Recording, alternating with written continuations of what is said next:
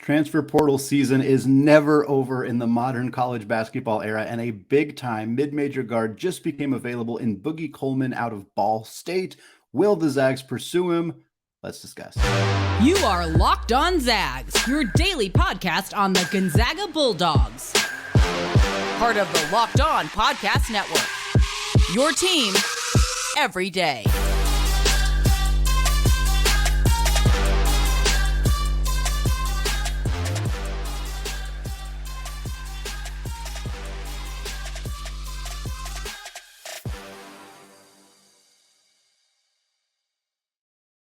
What is going on, y'all? Welcome to the Locked On Zags podcast, part of the Locked On Podcast Network, your team every day. I am your host and longtime Gonzaga podcaster, Andy Patton, here to bring you news and updates on all things Zag athletics. Happy August, folks. The podcast, just so you all know, is going to be a little less frequent in August and September. It is my off season here, but we're still going to have 2 to 3, sometimes 4, maybe 5 episodes per week. So it's not much of an off season, but wanted to give you all the update there. Today's show, we're going to touch on the report of a, quote, unhappy camper in the Pacific Northwest, why we don't think it's somebody at Gonzaga, but why we think it could be relevant to Gonzaga if said player re-enters the transfer portal. We're also going to have an update on Mark Few and what he's up to this week with Team USA. But first, we got to talk about Boogie Coleman. Because on August 1st, folks, August 1st, players are still entering the NCAA transfer portal. It is truly the wild, wild west of college athletics. It has been talked about so much. Now it is being talked about in a political situation, which is never the most fun thing that happens in college athletics, but occasionally leadership gets involved, and that's the case here with NIL and with transfer portals and everything that's going on in college athletics. But what we're seeing is more roster movement than ever before. Boogie Coleman enters the transfer portal after completing all of his credits to officially graduate. Because he has then graduated and is now a graduate transfer, he can enter the portal at any time. Ball State released a statement basically saying, we're not thrilled about the timing of Boogie Coleman leaving the program, but we wish him the best of luck. I can understand their frustration, because not only is Boogie Coleman leaving the program on August 1st, which is really tough from a roster management perspective. You can't really replace a player like that at that point. But this is also his second time in the last 3 years leaving Ball State. He began his career there. He's a 6'5" guard from Indianapolis, started his career at Ball State, spent 2 years there, transferred to Mizzou, played 1 year at Mizzou in the SEC, transferred back to Ball State for his senior year, and is now once again hitting the transfer portal. So should Gonzaga get involved? That's the main question here. 6'5" guard, again, we'll go through some of his numbers briefly here, was very good right away. As a true freshman, played about 26 minutes per game, averaged 9 points, 5 boards, 3 assists, about 33% from deep. Sophomore year ran into some injury issues, only played 13 games, started 10 of them. But he did have about 14 points per game, about 5 boards, a little over 3 assists that season. And then we saw him transfer to Mizzou. And I think it's important to look at how players do when they transfer up a level. And I know it was one of the knocks on Jose Perez, a often discussed Gonzaga target who ended up staying at West Virginia rather than transferring yet again. He didn't perform all that well at Marquette, and most of his collegiate production came at Gardner-Webb and at Manhattan. So there was a bit of concern of like, is this a guy who can even play at the high major level? I suspect we will be proven It will be proven that he can. I think he's going to have a solid year at West Virginia. But the point is, you want to see, if you're looking at a player as a fit for Gonzaga or anywhere, you want to see that they've proven they can play at that level, because it's always a risk if they haven't. For Boogie Coleman, he was pretty good at Mizzou. He transferred to Mizzou. He immediately played 29 minutes per game. That's more minutes than he played in either of his first 2 seasons at Ball State. You don't see guys transfer up and then play more very often. His numbers did take a slight dip, 8.5 points per game, 3.4 rebounds, 2.8 assists. He was a little less efficient at about 43.5% on 2-pointers, which is not great, about 30% on 3. So there was a bit of a dip, but he was still a productive player, still playing big minutes for an SEC school. But he ultimately decided he wanted to go back to Ball State, transferred there again for his senior season last year, and had the best season of his collegiate career. 34.5 minutes per game, 14 points, 5 rebounds, 4 assists, 1.3 steals, shot 40% from two. Again, not a particularly efficient scorer around the rim, but this last season he did shoot 35% from three. So we saw a player emerge as more of an outside scoring threat, still a scoring threat in general, even on the interior, although again, not a particularly efficient one. He then hits the portal again, like we said, on August 1st. A guy that I think kind of proved that he has the ability to play at that level. But the question will be now, who's going to be interested? Who needs to make another addition to their roster? We know Gonzaga has 2 open scholarships. We also know that many programs, many premier programs have open scholarships. A lot of teams are choosing to not fill their entire roster right now, in part because of players like this, because players become available at the last minute. In some situations, it's to potentially use a scholarship on a walk-on, which is something that I suspect Gonzaga may do if they don't fill these spots. Sometimes it's to land a late class of 2023 player or even an international player. We just saw Kentucky landed a 7'2" center from Europe, and we know UCLA just added a Demara, another international player as well. And of course, Gonzaga has been involved in international players in the very recent past, so certainly could be an option for those scholarships as well. But a lot of teams don't have a lot of room. So the ability for Coleman to move around is a bit more limited than it would have been had he managed to do this a month or 2 or 3 or 4 months ago, if that had been something that he had been wanting to do. Regardless, a few schools that stand out to me as potential options here. West Virginia still has a fair amount of scholarships to fill if they believe that Coleman could contribute to their squad. He's somewhat similar to Jose Perez, so they may not want to add another player at a similar position. Again, West Virginia also added Raekwon Battle in the transfer portal, who was a high-level scoring guard at a mid-major level last year at Montana State. So may not be an obvious need for him there, but they need bodies after losing a lot of players, and certainly going from Ball State to West Virginia would be a boost for Coleman if he thought he could carve out some playing time there. New Mexico State has been very involved in recent transfers. They had a disastrous season last year. Their season ended up getting canceled in February because their head coach and the entire staff got ultimately fired eventually for significant hazing allegations. There was a gun incident on that campus as well, just all sorts of problems at New Mexico State. And they have to put together a roster, and adding somebody like Coleman to a program that is joining Conference USA would be a really nice boost for them. And then again, Coleman's from Indiana, so I think you got to focus on some of those Indiana schools and see if maybe he would want to play close to home. Butler, again, another school that might make some sense here. They did add a ton of guards in the transfer portal, but by my count, they've lost 8 players. They've gained 6. So depending on what they're bringing in from a incoming freshman class, I think there's an opportunity here for Butler to make an addition. And then Notre Dame. Notre Dame lost J.J. Starling to Syracuse. They lost Cormac Ryan to North Carolina. That was their starting backcourt last year. They did make some additions in the portal, but I think they could use some more help. And certainly it's hard for any player to turn down the appeal or the allure of playing at Notre Dame, even if they're not exactly a premier basketball powerhouse, certainly not right now, although new coaching staff there, Micah Shrewsbury taken over out of Penn State, could help turn things around for the Irish. In terms of what his role would look like at Gonzaga, should they be interested, which, of course, we do not know. I should clarify. He very recently entered the portal. We don't know if any schools have reached out to him yet as I'm recording this. By the time you're listening, perhaps a list has come out.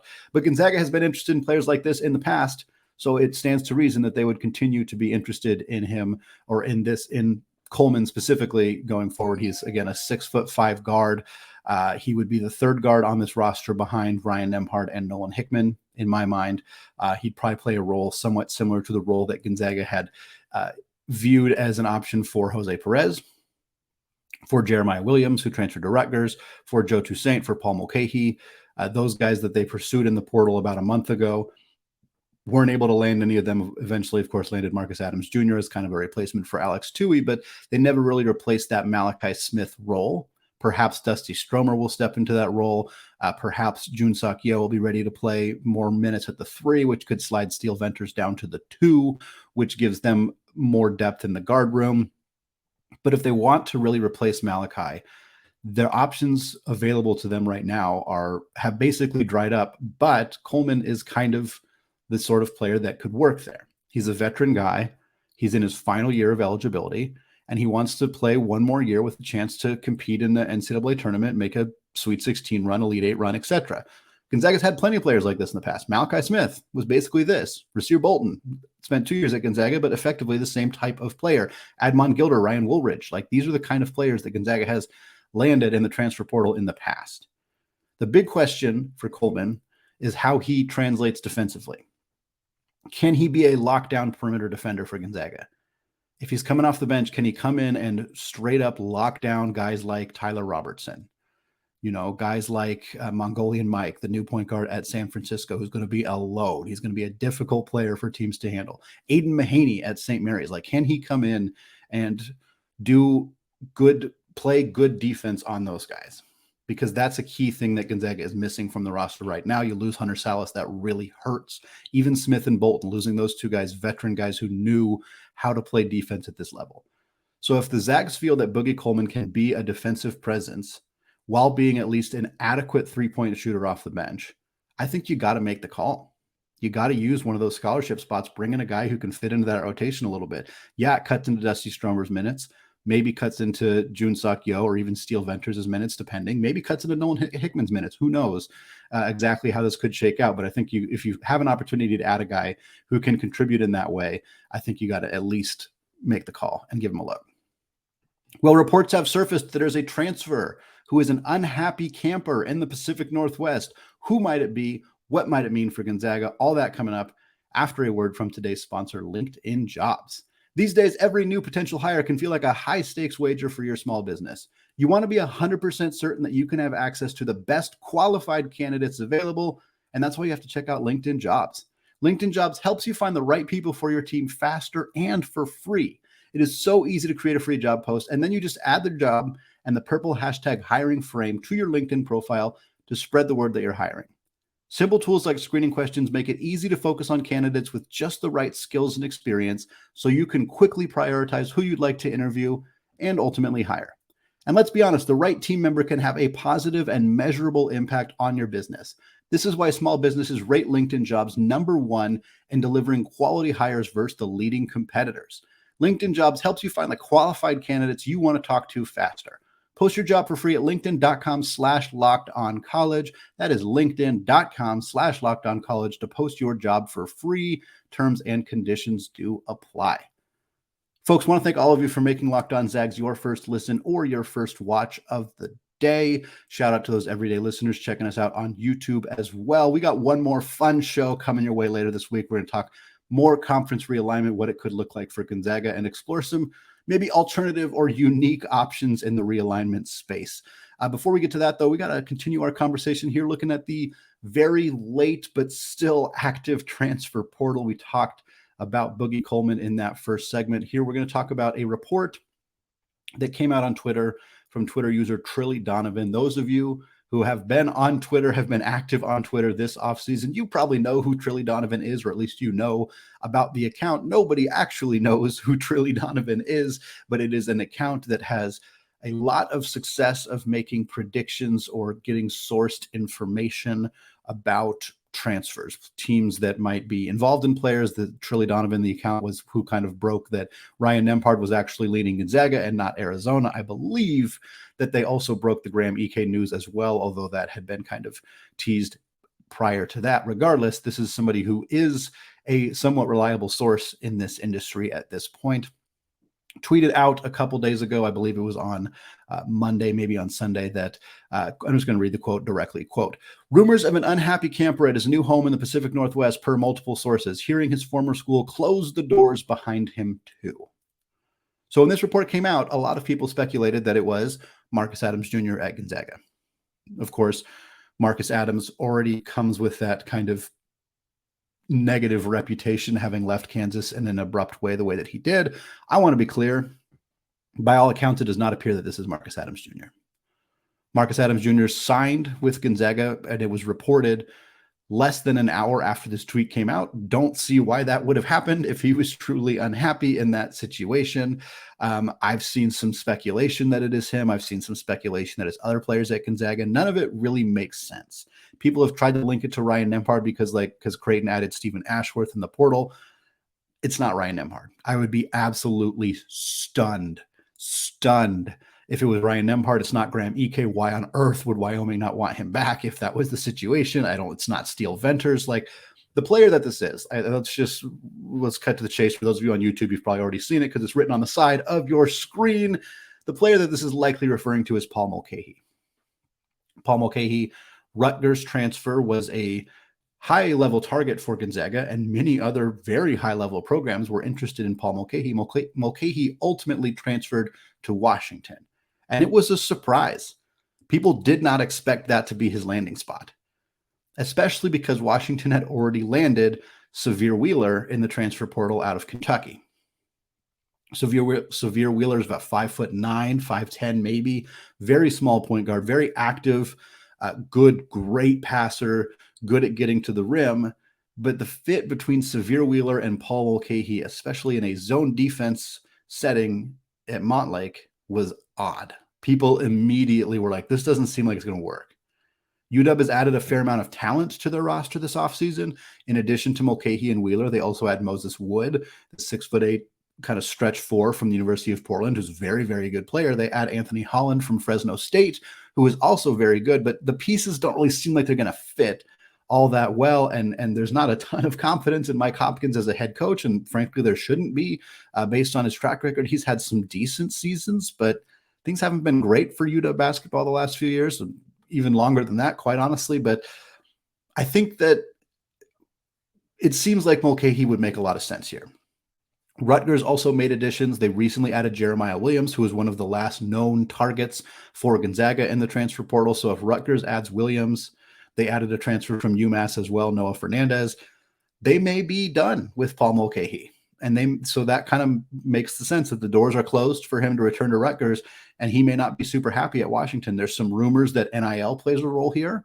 I've seen some conversation that he got a pretty big bag of money and is now unhappy there, whether it's because he isn't getting paid out all the way or because it's just not a good fit for him. Who knows the entire situation? I don't want to speculate too much until we actually get some concrete data here. But if it is Paul Mulcahy, and if he does choose to re-enter the portal, which he can do as a graduate transfer, he has the ability to leave Washington and look for another program. The Zags are going to get involved again.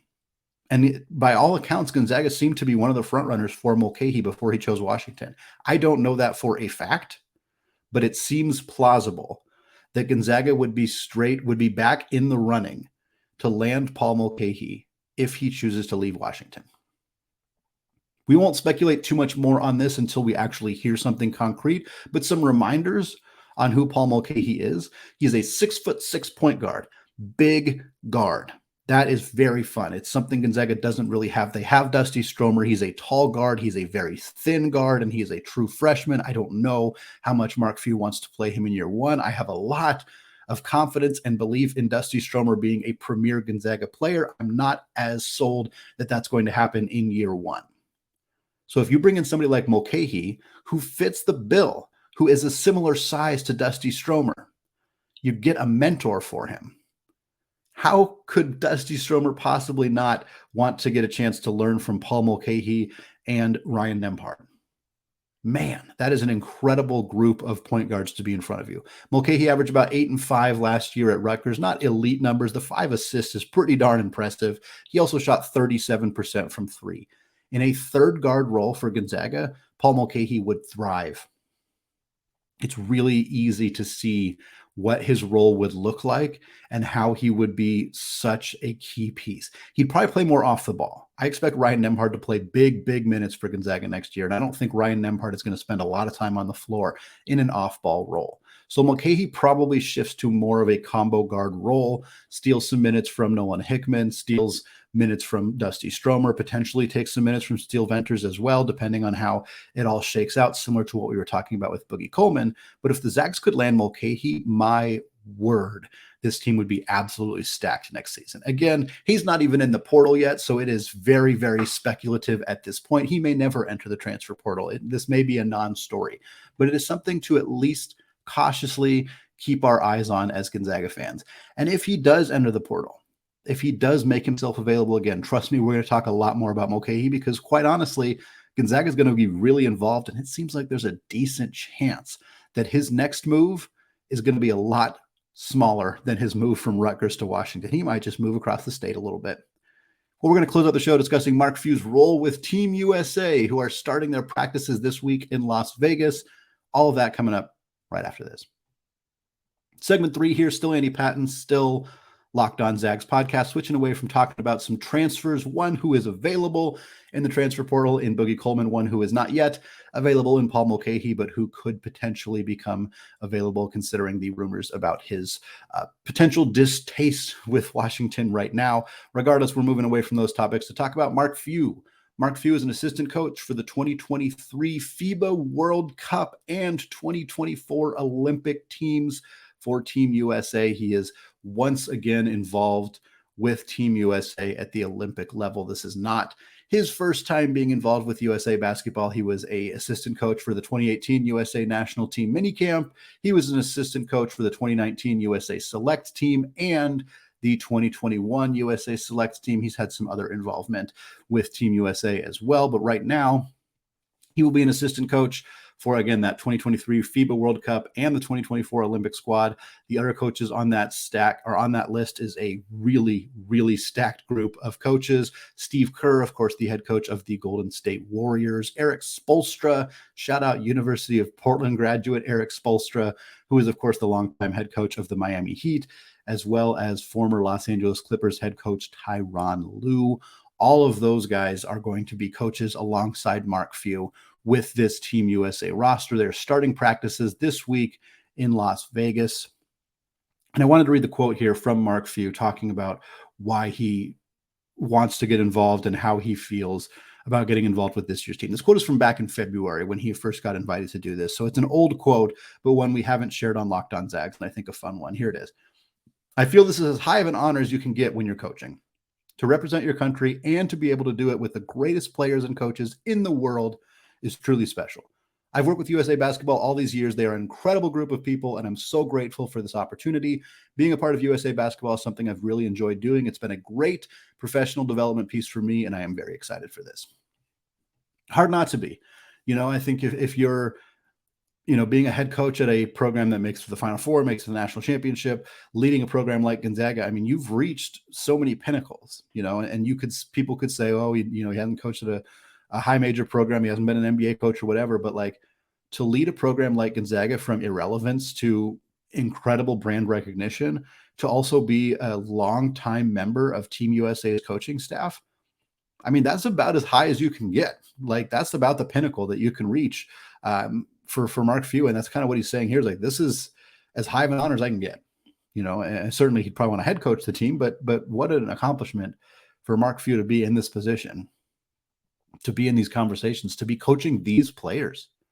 Do you guys know the roster for Team USA? It's not like LeBron and, all those premier elite talented players necessarily, but it is a really good young group of premier NBA players, starting with Paolo Banchero for the Orlando Magic, of course, Mikal Bridges with Brooklyn, Jalen Brunson, Anthony Edwards, Tyrese Halliburton, Josh Hart, Brandon Ingram, Jaren Jackson Jr., Cameron Johnson, Walker Kessler, Bobby Portis, and Austin Reeves. So again, a very, very talented roster of significant NBA stars.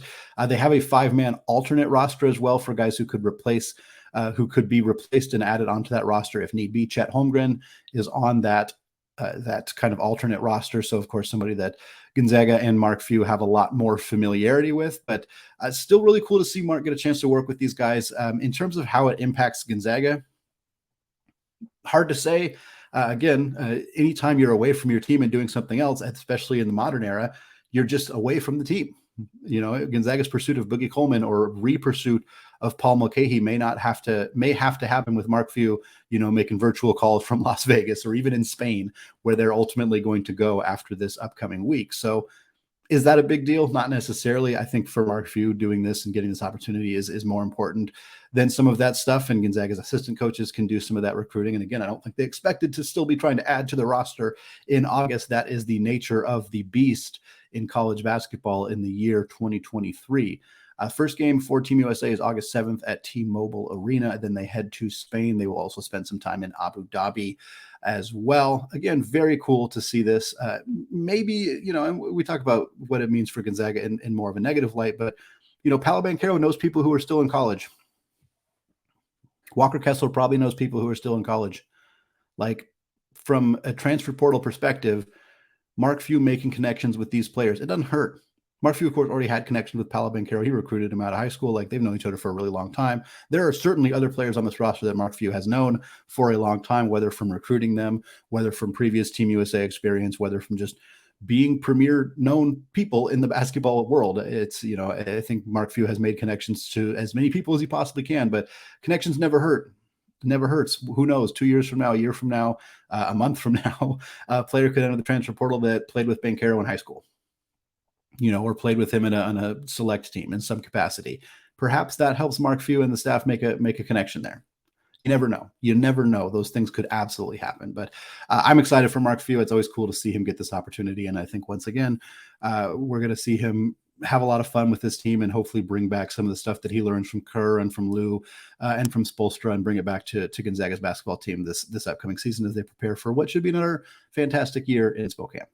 All right, that is going to do it for me today. Again, I'll be back Friday with some more conference realignment conversation. Really looking forward to that show. It should be a very fun one. So check it out wherever you get your podcasts. Of course, you can also find the show on YouTube. Go hit that subscribe button if you have not done so yet. Thank you all for listening. And until next time, as always, go Zags.